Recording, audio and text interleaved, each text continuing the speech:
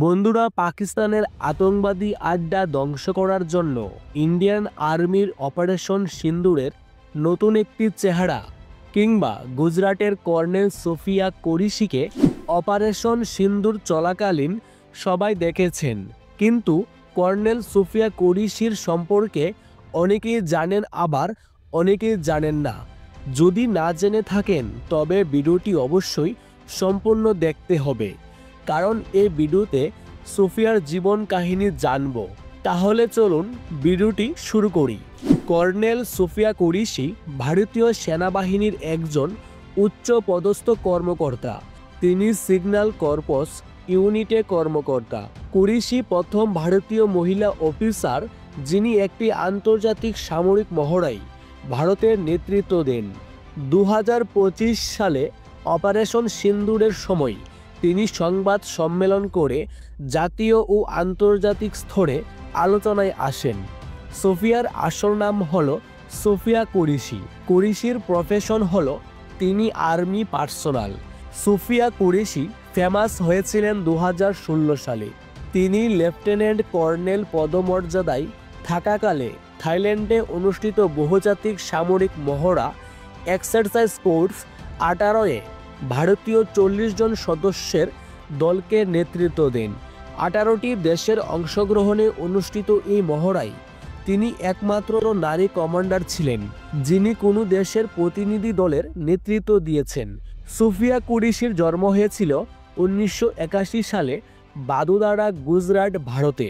2025 সাল অনুযায়ী তার বয়স এখন 44 বছর।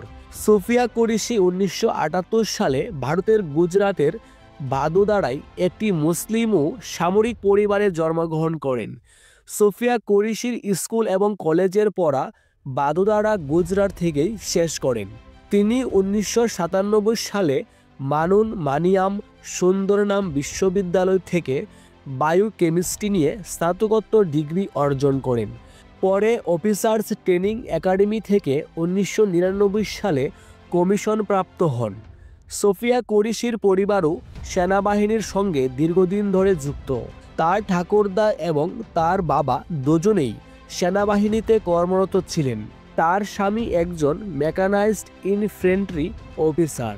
তিনি 2015 সালে কর্নেল তাজ উদ্দিন বাগেওয়াদির সাথে বিবাহ বন্ধনে আবদ্ধ হন এবং তাদের একটি পুত্র সন্তানও রয়েছে।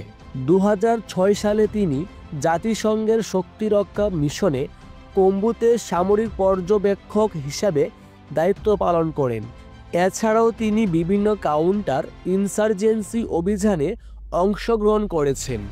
সেনাবাহিনীতে তার অবদানের জন্য কর্নেল সোফিয়া কুরেশি বিভিন্ন সম্মান ও পুরস্কারে ভূষিত হয়েছেন, যার মধ্যে উল্লেখযোগ্য হল সেনা পদক, বিশিষ্ট সেবা পদক, জাতিসংঘ শান্তিরক্ষা পদক।